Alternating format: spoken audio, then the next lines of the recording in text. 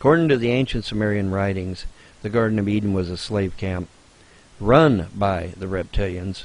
God was nowhere around, and the humanity was pretty much enslaved and put in peril. Stop me if you've heard this before, but our buddy Von Helton here fails to provide any sources to his claims, so naturally I have to look them up and try to figure out what he's talking about. I am shocked. Shocked! Well, not that shocked. It didn't take very long to find a shortened, condensed version of the creation myth that the Sumerians believed. And while it's true that the Sumerian creation myth does have a human slave race component to it, something that's critically lacking that is simultaneously very vital to his story is lizard people. How do we know lizard people weren't involved in the Sumerian creation myth? Because they were kind enough to put pictures of their non-lizard gods for us to notice that they're not lizards. Funny how that works. And then, of course, later on, the reptilians used humans as go-betweens, as overseers.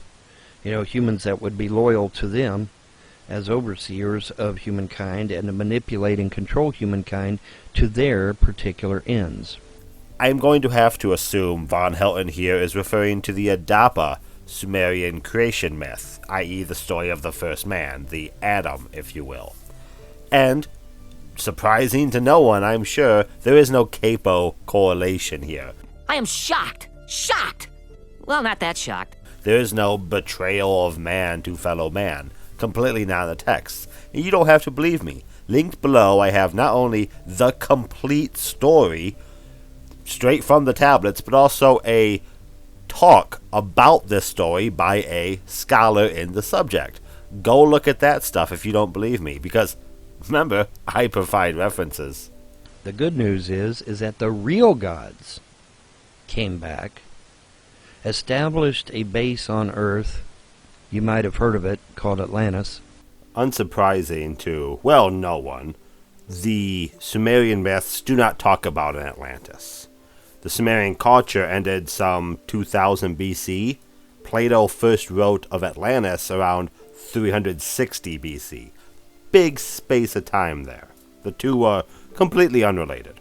And kicked the reptilians a new ass. Hold on to your butts. Shoved them underground along with the Greys. And that's where they are to this day, as far as we know. Don't get me wrong.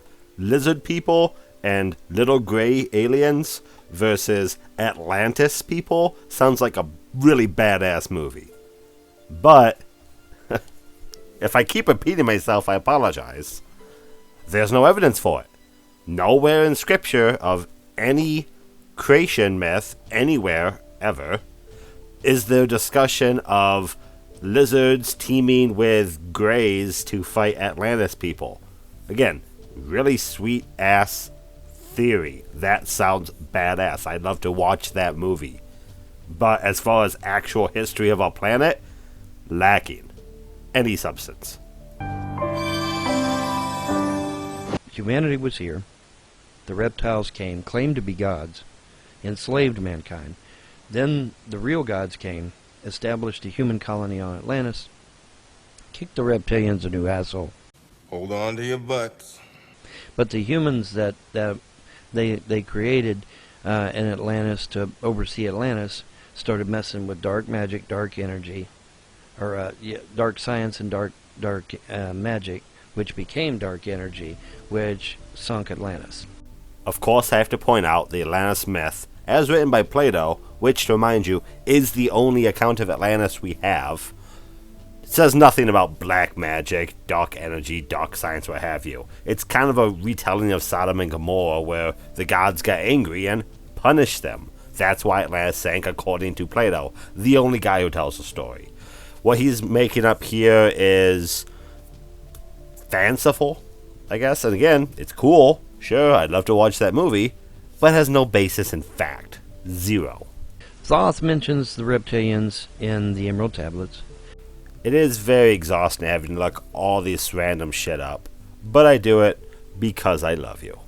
The Emerald Tablets of Thoth are ancient Egyptian Greek wisdom text, or Hermetica, that are of an unknown age, but first appear in Arabic literature around 900, 950 AD.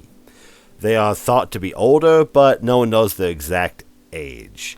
A lot of information surrounding this is all very hard to pin down given the nature of what's being discussed here.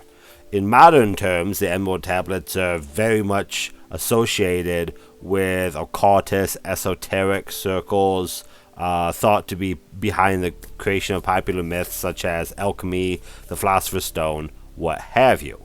As to how do the Emerald Tablets pertain to our conversation, in Tablet 8, about halfway down, there is discussion of serpent-headed creatures that have a glamour upon them to make them appear as men, and they infiltrate and sought a kingdom of shadows to destroy man and rule in their place. All this is in the Emerald Tablets of Thoth, or the Emerald Tablets of Hermes, whoever you choose.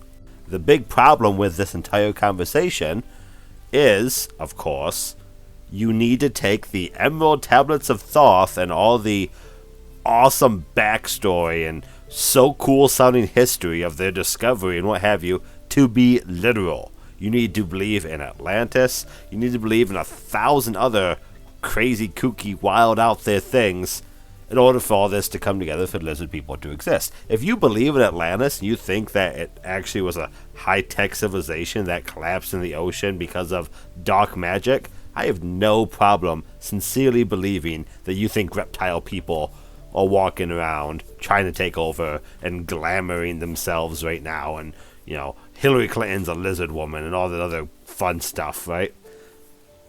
Cool.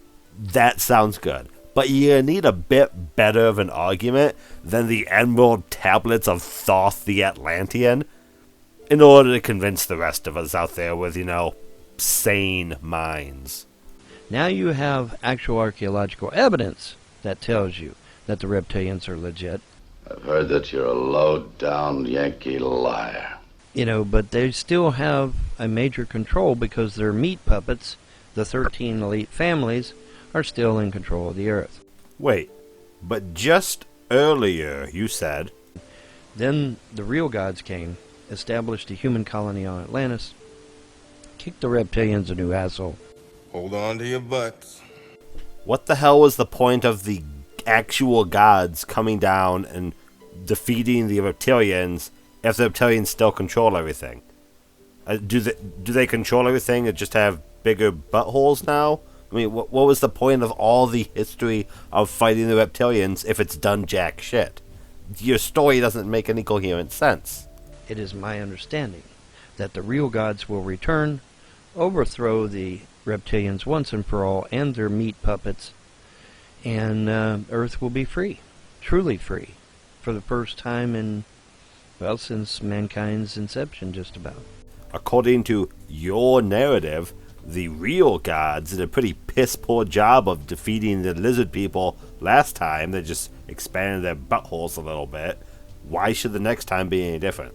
I want to live to see that future. I want to live to see the return of the real gods, not these reptilian bullshit artists, okay?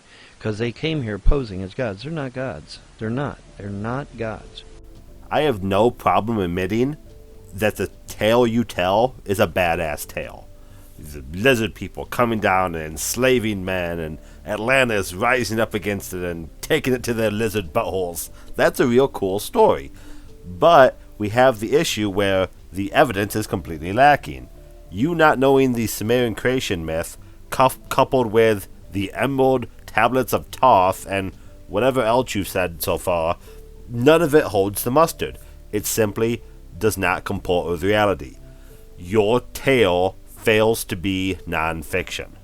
When the real gods return, that pretty much does it for the three fake religions, right? The three fake religions will go bye-bye once the gods return, because by then it'll be pretty fucking obvious that the gods that return are not Jesus, or Muhammad, or anybody else. I can agree with you there, Von Helton. The Bible does in fact have an issue with shape-shifting lizard people.